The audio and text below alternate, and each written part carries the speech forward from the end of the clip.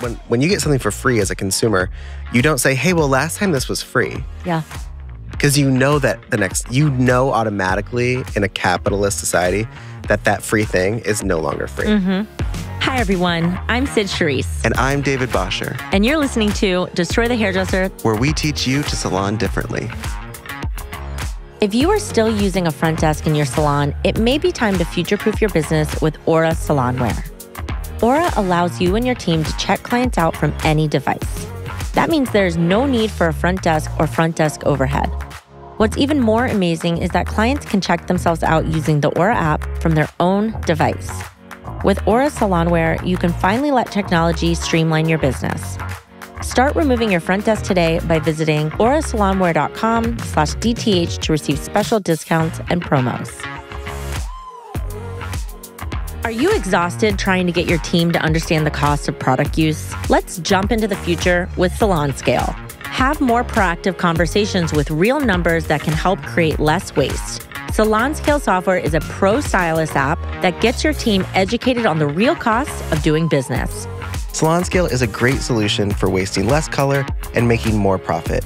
Visit salonscale.com/DTH and use code DTH10 at checkout for 10% off. Have you ever been an apprentice? I have not. You haven't? No, I was one of the lucky ones. Oh my God. I went straight from school. Sorry, everybody, that's the end of the show. I thought we were going to share shows about being I went straight from apprentices. hair school into another program that teaches you how to be a teacher. So it was like, it was a test program. They never did it again after that.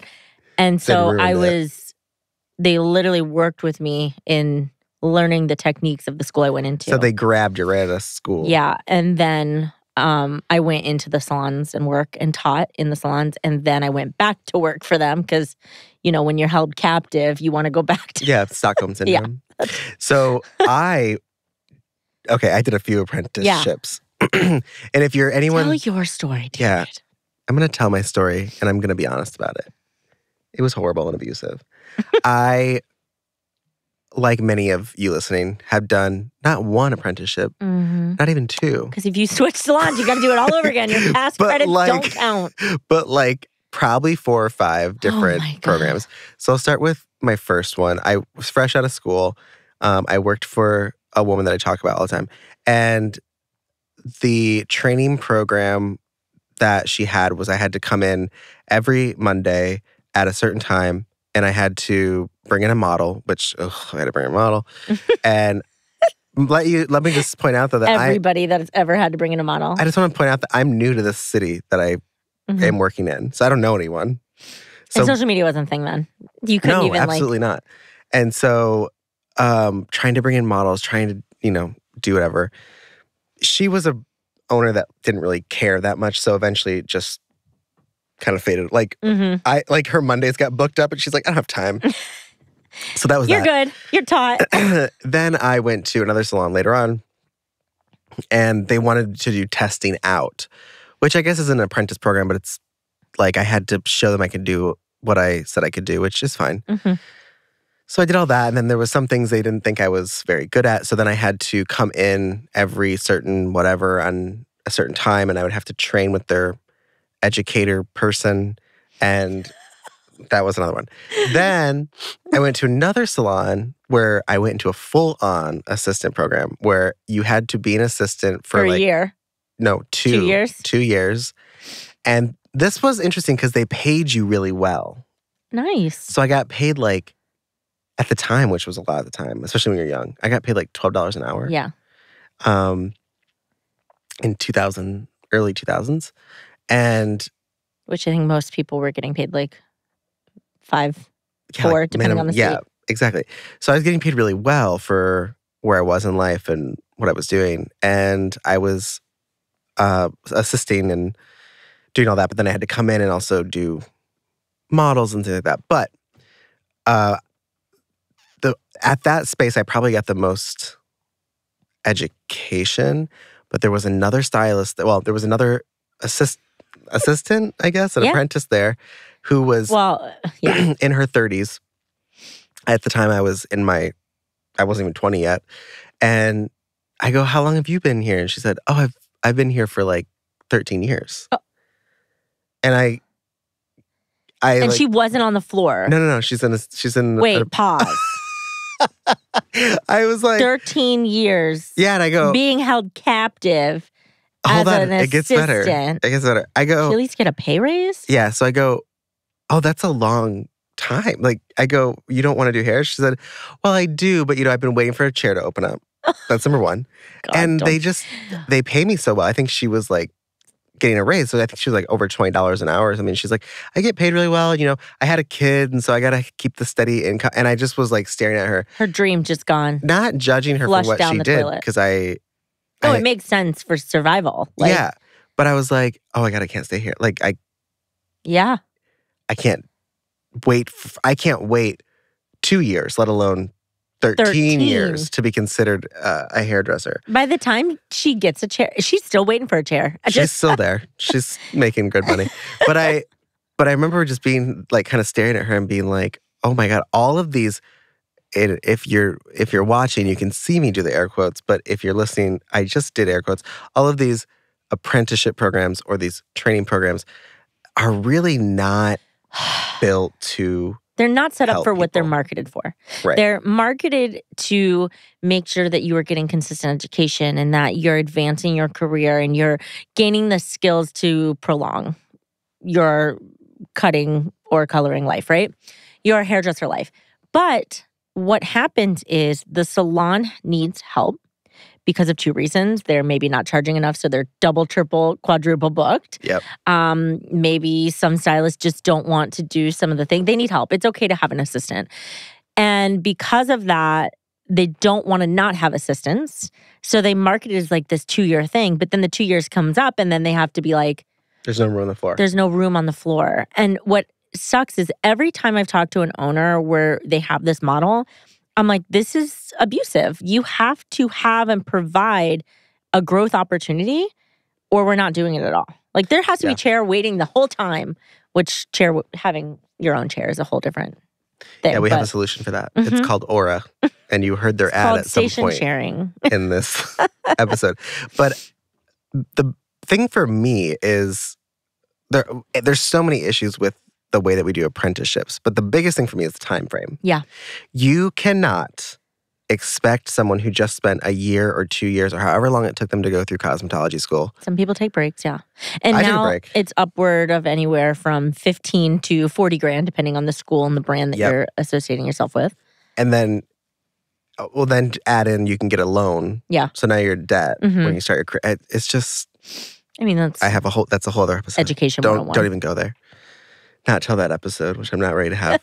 We're ready to have that conversation. But the number one thing that I think needs to be changed with the apprenticeship programs out there are the time frame. So again, you can't expect someone to go through school for 2 years or upwards and then have them go out into the workforce to then make minimum wage for 2 years. Yeah. And then they hope to get a chair. The thing that we teach our students who work with us is if you're going to have a program at all, which you don't even have to have an apprentice program. They're not a requirement. But if you're going... You also don't even have to provide education. Exactly. I know. There's so many silly people out there doing silly things. If you want to, cool. If you don't, also cool. But, so I got to readjust here. But the biggest thing is we tell our students to really focus on creating an apprenticeship program or a training program that's 6 months or less. And or less being less exaggerated phrase. And the reason we say 6 months or less is for a few reasons. One, 6 months or less it should be enough time for someone who went to school to be prepared to go on the floor. And if it's not, then you have to consider if they're ready to work at your space because there are other environments that they'd be fine in.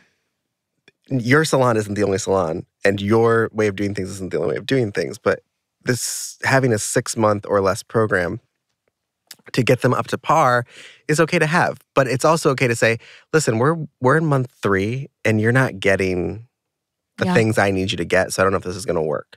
So it's not a 3 month. So you can also protect your business. Yeah, it's not a 6 month program, and then they automatically get something. It's a 6 month program. And within those 6 months, we're determining if they're going to work here or not. versus keeping someone a year just because you need a stylist or an assistant to help, and then firing them. I've seen that too, where they have nowhere to place them, so they let them go after a year and take some other poor soul out of school and bring them in. I hear a lot, David, 6 months is not enough to prepare people for doing hair. But then I remind them, you're not the cosmetology school. Mm-hmm. You're not and you learn through experience. Yeah, you're not a training program. Like, I get what people are saying. Like, if you want to be a school or you want to train people longer, that's fine.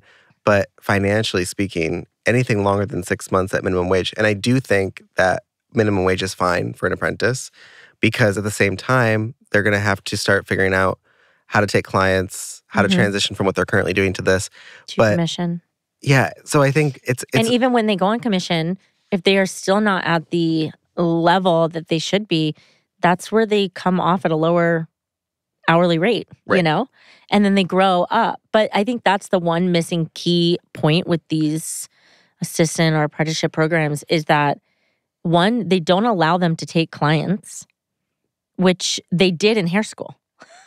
I know, They right? took clients in hair school. I mean, when we were educators for hair school, our students were taking it was a 6, salon. 7 clients a day by the end of their, you know. So I know there are some hair. I went to a hair school where I had one client a week. Yeah, there are. But now, so they went from that environment to now and doing nothing, and then they're still, you know, the reality is allow them to have days where they are fully a hairdresser. Yes, there can be a waiver signed. Maybe there's no charge. It's a model day, but allow them to have an entire clientele on Fridays, you know? And then those clients can pre-book with them. And then next thing you know, in 2 months, they're on the floor and those clients are now paying them. Well, and, you mentioned free. A lot of times apprenticeship programs, if they do let them take clients, they will do it at a discounted rate. Yeah. We do not recommend discounted rates ever for anything, but free is good. For it. And the reason we say that is because when you start discounting prices, whether you're an apprentice or you're just trying to get people in the door, when you start discounting prices, you signal to the consumer that you are overcharging them, and it starts to train them to wait for your discounts, to wait for promotions, because they don't think that what you're doing is worth the value that you've put it at, you price it at.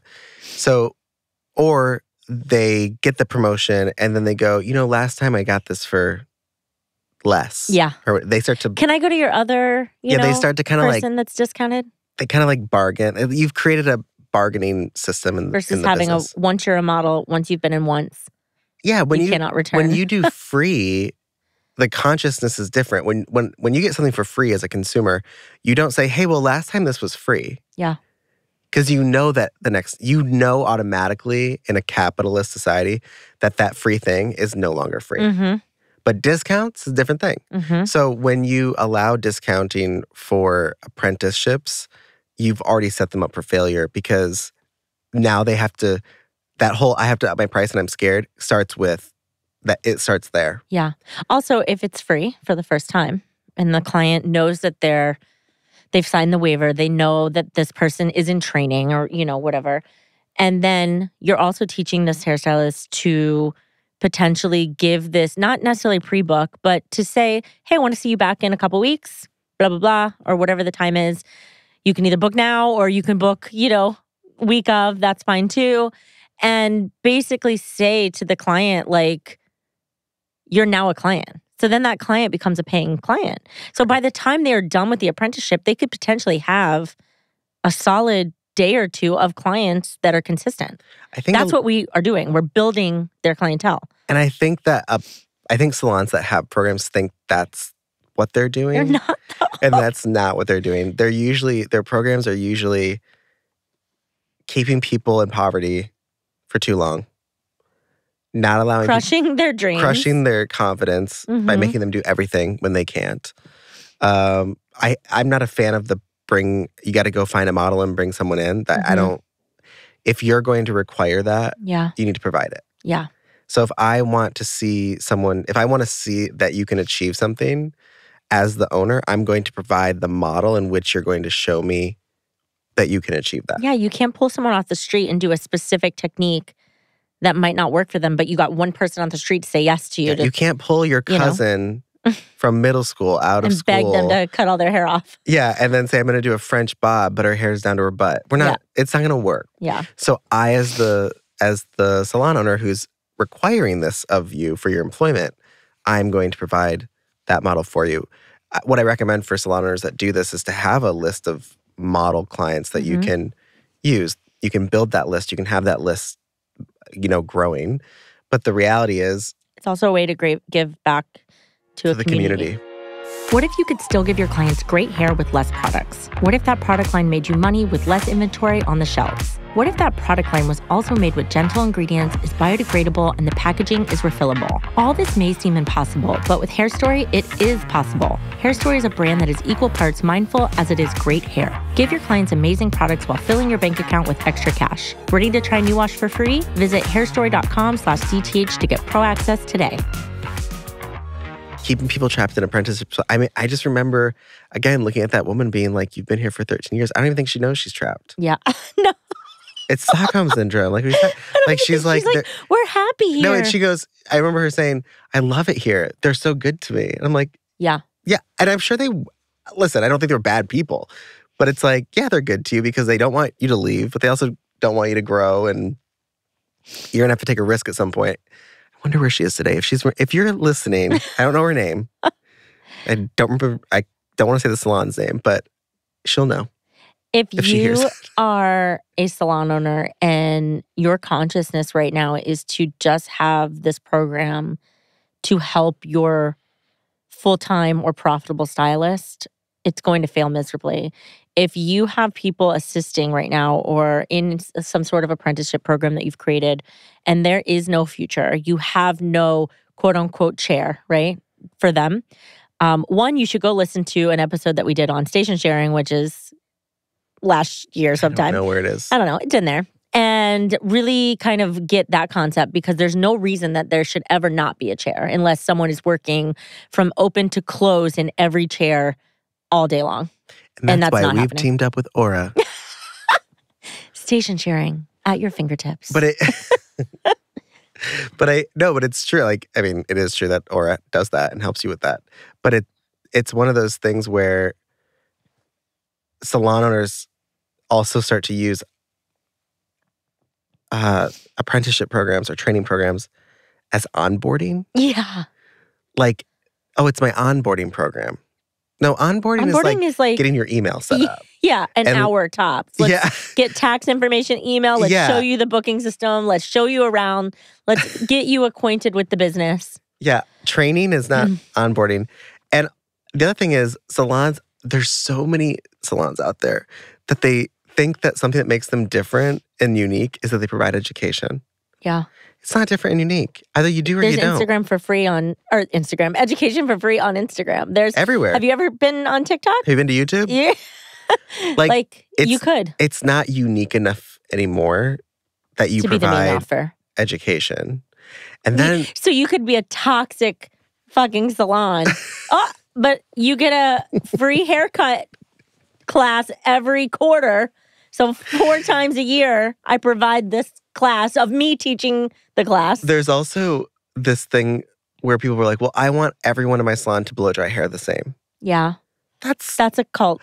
That's a horrible, horrible idea. But they should learn how to do hair. They should learn how to blow dry hair according to the style and type of hair. Yeah. Not based on their clients' needs. Yeah, not and based what they're on creating. Like, oh, we all hold it here. We throw it over our shoulder.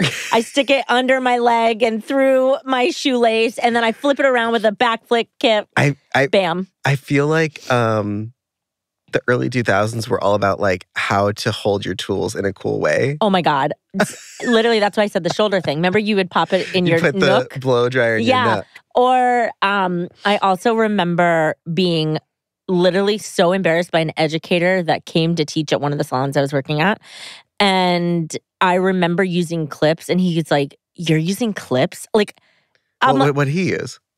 He didn't use clips to blow dry. He would just move the hair out. I was so embarrassed for using clips that I learned how to blow dry hair without clips, which is absolutely possible. But I love a clip. But also, like, I love a clip. the clips are made for that. If I want to clip the hair out of a way so I can focus on a section. Have you ever tried to blow dry really thick ass hair? Yeah, you need a damn clip. Sometimes I just use a comb and I go, and I shove it. Yeah. And the comb holds it if it's thick enough. But also, like, what? But yeah, that was a whole different thing. Or the palming of the shears when you can spin them like they're like, you know what? That's a hair show. I'm going to say it right now. We learned at a hair show. All hair tool tricks were created by men, white straight men in the hair industry because they want to feel like they're playing with like guns. And like they hold their blow dryer like this and they put it in, and then they take out their shears. Like, I know you can't see me if you're listening, but it's a show. It's like a gun show. But it's like, cut my damn bangs. I gotta go. Put that away. I don't know about everybody else, but I put my blow dryer between my legs. You do? Yeah, like I don't. When I'm blow drying and then I don't know what I do with it anymore. I put it between my legs. I feel like where I always have like something accessible to put my blow dryer down anymore. I don't put it in my shoulder anymore. I also will blow dry, turn it off, set it down. Yeah. And then section. Oh my God, I can't. Pick it up, blow now dry. That we're talking about it, I'm like, what do I do? I even do hair? I don't even know what I do. But that's the thing is like. I'd have to like. But it's also not the same for every client. It's whatever I need to do. Yeah. You're like, hold this. Oh my gosh. I worked, speaking of another place, I was an apprentice. I worked at a salon in New York City when I first moved there. That was the hardest apprenticeship because I had already had 10 years of being a hairdresser under my belt. And an educator. And an educator. And then I was all of a sudden like starting from the very beginning. It was very hard. And it was one of those places where you had to learn how to do it their way, section hair their way, blow dry their way. And this person had 2 assistants on each person. So it was like, you're blow drying hair, but and there's 3 people. And I just remember thinking to myself, like, this is not. This is a show. It's a show, but also like, it's not, what's the word? When you're trying to make things easy, like go faster and easier. Like it's not. Productive. Yeah, it's not productive. Streamlined, simplified. It's not productive. None of that. For the environment. You're like, I don't know if you're a hairdresser and you've worked with other people and you're both blow drying hair together, you're hitting each other's blow dryer and your brushes. And the clients can tell that. And the client's like, what is going on? These people's spirits are crushed. Oh my God. Absolutely. So I think like the biggest solution that I would say for if you're going to have a program, it needs to be 6 months or less because if you're doing more than that, now you're just a school. Yeah. Right? Like it's a year of school, right? It's 6 months or less. It should determine if someone should or should not work for you. It's trial period. You should pay the person minimum wage. And the reason you want to pay them minimum wage is because you want them to not get addicted, like that woman I talked about earlier, to the role of an apprentice. You want them to start making real money. And by the way, if someone is really good and they don't need 6 months, be done in 1 month. Just move on. Also, allow them to take clients during that time and build their clientele so that there is a clientele to go to when they are done. If someone knows how to blow dry hair, let them blow dry hair. If they know how to do barbering, let them do barbering. But like, don't keep someone in a program just because that's the program. That's so annoying. Sometimes programs need to shift. Yeah. And maybe someone's already better than everything that you have. So those are our tips. If you need more, obviously working with a coach is really good to like clarify what you can or I guess what you should and should not do. Yeah. But I think just like basics, if you're like, I don't know what I should do when someone comes from out of school and wants to work here, 6 months or less, minimum wage, get them on the floor as fast as possible. And if you can't do that, don't have one at all. They got to get the chop. They got to get the chop. Or don't have one. Next time on Destroy the Hairdresser, the podcast. Moving gratuity was a weird thing because I knew that it would affect the team in a weird way, and I would definitely have to have more confrontation than I had with them before.